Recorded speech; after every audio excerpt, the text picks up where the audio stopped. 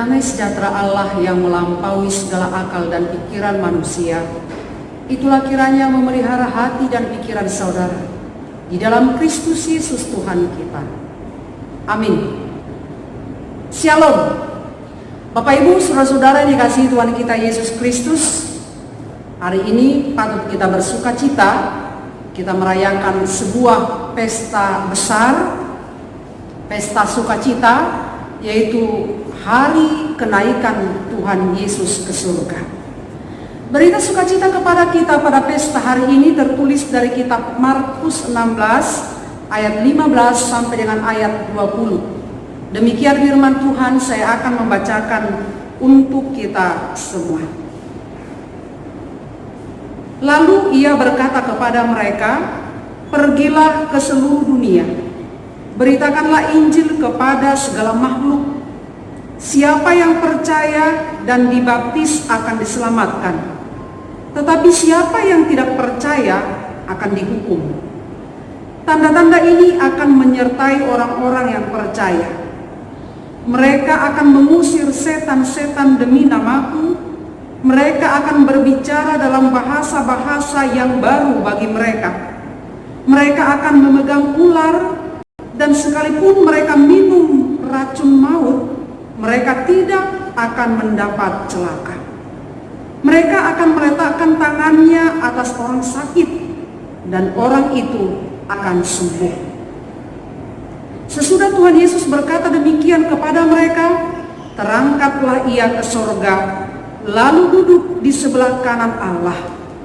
Mereka pun pergi memberitakan Injil ke segala penjuru, dan Tuhan turut bekerja dan meneguhkan firman itu dengan tanda-tanda yang menyertainya.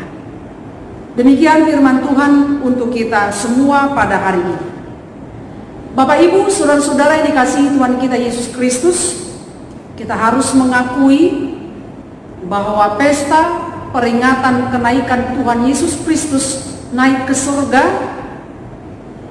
bukanlah bagi sebagian orang ataupun banyak orang beranggapan bukanlah sebuah perayaan yang penting.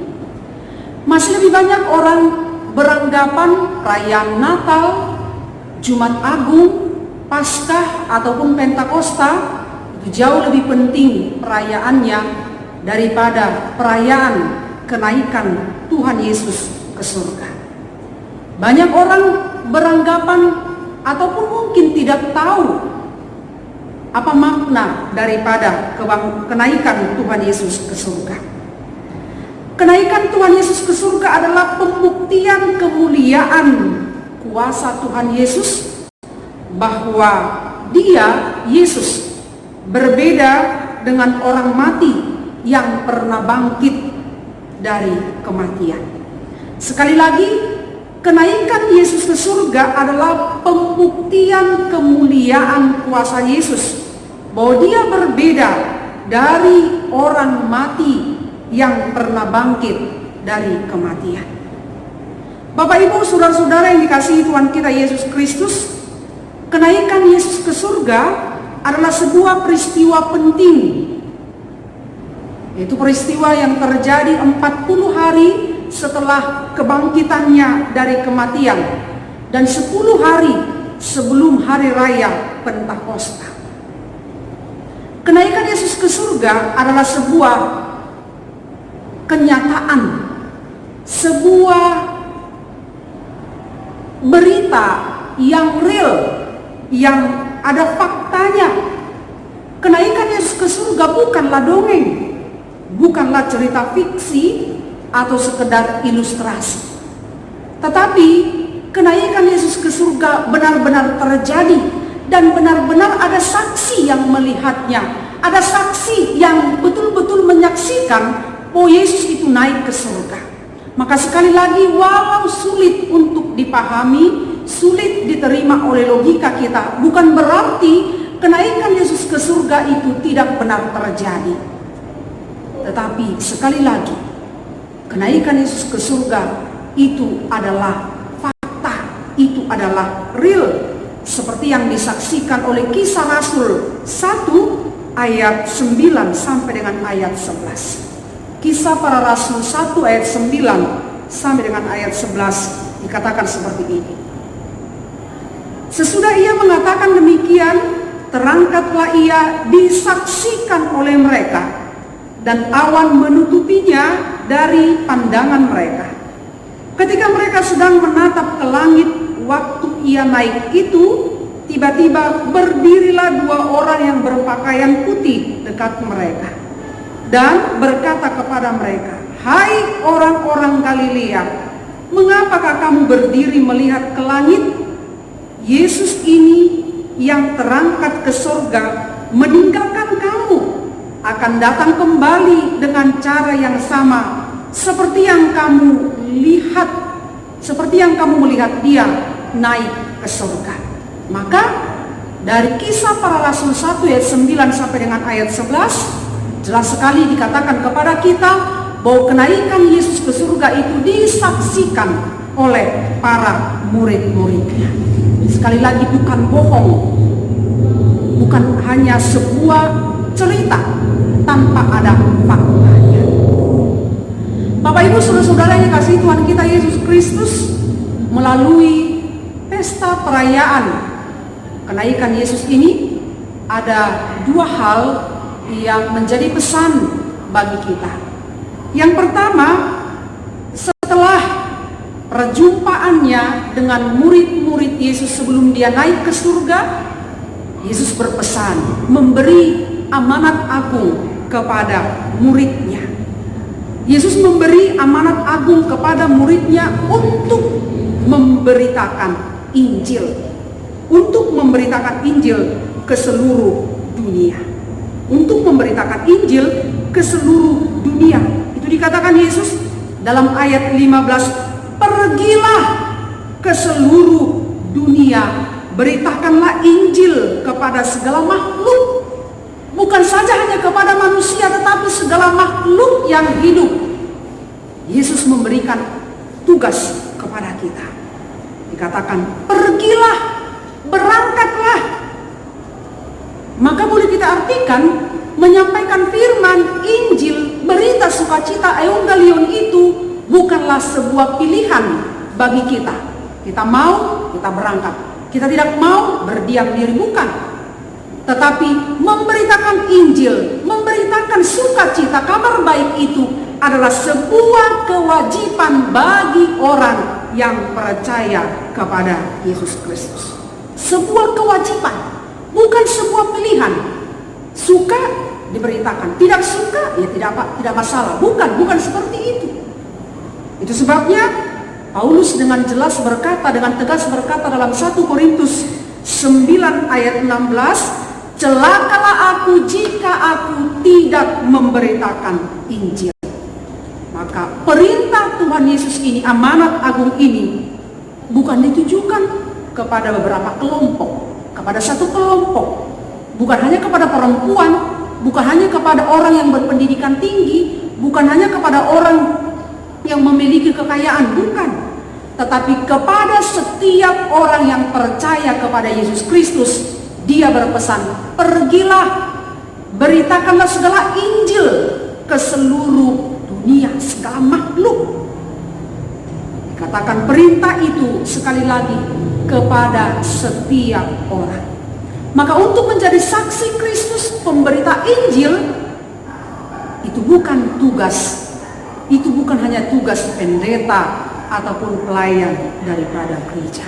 Tapi siapa yang percaya kepada Yesus, dia wajib ikut berangkat, ikut pergi memberitakan firman Yesus. Bagaimana kita memberitakan Injil? Tidak perlu saudara membawa Alkitab dari door ke door. Tidak perlu kita menenteng-nenteng Alkitab, kemana kita pergi kita bawa Alkitab, tidak. Tetapi engkau sudah memberitakan Injil, engkau sudah memberitakan sukacita, ketika perilakumu, kehidupanmu, kata-katamu, perbuatanmu memancarkan karakter yang dimiliki oleh Yesus Kristus. Tidak perlu kita naik mimbar berganti-gantian di sini, tidak. Tetapi engkau, kita dan saya sudah memberitakan Injil kalau kehidupan kita menggambarkan kemuliaan Kristus di dalam kehidupan sehari-hari kita. Melalui kenaikan Tuhan Yesus ini, sudahkah kita memberitakan Injil? Sudahkah amang, inang, remaja, naposo, bulu, semua kita? Sudahkah kita memberitakan Injil? Sudahkah kita memberitakan berita sukacita kepada sekeliling kita? Apapun profesi kita, apapun yang menjadi kegiatan, yang menjadi pekerjaan kita, ingatlah memberitakan Injil melalui sikapmu, melalui perbuatanmu, melalui kehidupanmu sehari-hari. Itulah caramu memberitakan Injil. Benar, bukan tidak ada tantangan bagi kita saat kita memberitakan Injil. Iblis selalu berusaha menghentikan langkah kita. Dia selalu mencari cara agar kita berhenti, agar kita tidak ikut, agar kita tidak berangkat, agar kita tidak pergi menyampaikan firman Tuhan. Iblis selalu punya cara untuk itu, dan Tuhan tahu itu. Tetapi percayalah, dikatakan tadi dalam firman Tuhan, Tuhan akan memberi kuasa kepadamu, Tuhan akan memberi kekuatan kepadamu, maka janganlah takut. Pergilah. Apapun persoalan kita, tidak menjadi alasan bagi kita untuk tidak ikut. Jangan pernah berkata, aku akan memberitakan Injil, aku akan melayani Tuhan kalau kehidupanku sudah baik-baik saja. Sampai kapan? Engkau akan memberitakan firman, bahkan melalui persoalanmu, melalui pergumulanmu, melalui tantangan yang kau hadapi hari ini pun, engkau boleh memberitakan Injil. Peluang bagi kita untuk memberitakan Injil ada setiap hari, ada setiap saat. Tuhan memberi kuasa kepada kita kalau kita mau memberi diri untuk memberitakan Injilnya. Itu yang pertama. Yang kedua, kenaikan Tuhan Yesus ke surga adalah untuk menyediakan tempat bagi kita. Maka jelas sekali kenaikan Yesus ke surga itu menyediakan tempat bagi kita, orang-orang percaya.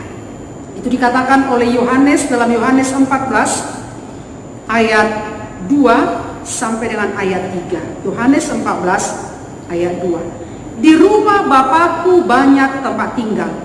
Jika tidak demikian, tentu aku mengatakannya kepadamu. Sebab aku pergi ke situ untuk menyediakan tempat bagimu. Dan apabila aku telah pergi ke situ dan telah menyediakan tempat bagimu, aku akan datang kembali dan membawa kamu ke tempatku, supaya di tempat mana aku berada, kamu pun berada. Jadi jelas sekali saudara yang terkasih, kenaikan Yesus ke surga itu menyediakan tempat bagimu dan tempat bagiku, bagi orang yang percaya kepadanya. Kehadiran Yesus di dunia ini adalah untuk menyelamatkan kita dari kuasa maut. Dan kenaikannya ke surga untuk memberi tempat atau menyediakan tempat bagi orang yang percaya kepadanya. Jika Yesus tidak ke surga, berarti kita tidak ada bersama dengan Dia. Kita tidak akan ke surga.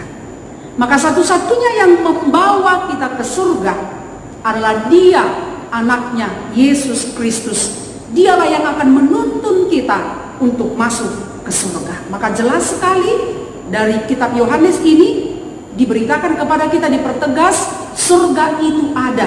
Surga itu bukan hayalan, tetapi itu ada, sebuah tempat yang disediakan bagi setiap orang yang percaya kepadanya. Itu sebabnya dengan tegas Yesus berkata di dalam Yohanes juga, Yesus berkata, akulah jalan kebenaran dan hidup. Tidak ada seorang pun yang datang kepadaku, kepada Bapa, kalau tidak melalui aku. Jadi sebenarnya kenaikan Yesus ke surga adalah sebuah penghiburan bagi kita, sekaligus penegasan bagi kita bahwa dunia ini bukanlah tempat terakhir bagi kita. Dunia ini hanyalah sebuah persinggahan bagi kita. Surga adalah tempat orang yang percaya, dan itulah harapan kita, di mana kita akan duduk bersama-sama dengan Tuhan Yesus.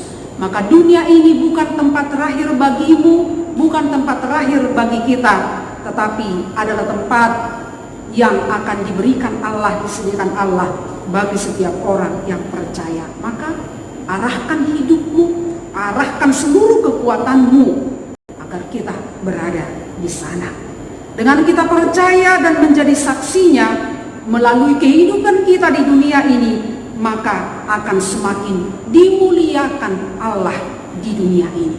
Dengan cara hidup kita, dengan kita bersaksi dengan benar, kita sudah memuliakan Allah yang kita puji itu. Maka saudara yang terkasih, tidak ada alasan bagimu untuk tidak memberitakan Injil, untuk tidak memuliakan Allah, dan tidak ada alasan bagimu untuk tidak bersuka cita.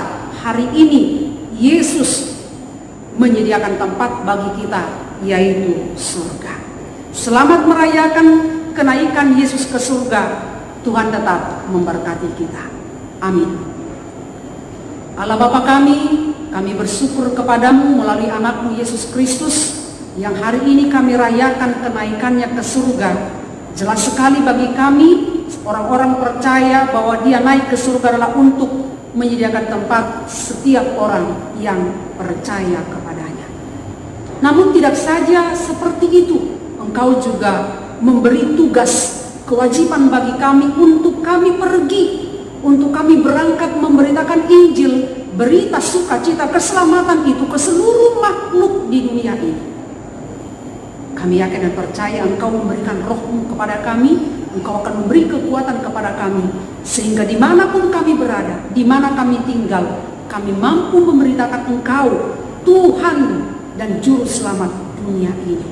Kuatkan, mampukan kami untuk tidak tergoda dengan nikmatnya dunia ini ataupun godaan-godaan yang ada di sekitar kami. Terima kasih Tuhan, ingatkan kami, dunia ini bukanlah tempat akhir bagi kami. Surga yang abadi yang Engkau sediakan, kesanalah kami mengarahkan hati dan pikiran kami.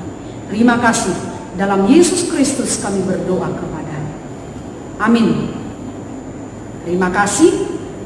Tetap kita bersuka cita dan tetap kita memuliakan Allah dalam situasi seperti ini pun. Tuhan tetap memberkati kita. Oras.